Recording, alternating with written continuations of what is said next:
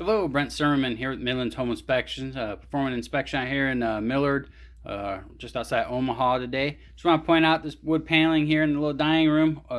House about 55 years old, I believe. But we do have some evidence of some wood destroying insects in here. Pull back, everything's deteriorate behind the wood paneling here. Back up in the corner here, you can kind of see where the old wood tunnels and stuff have been in behind that there paneling.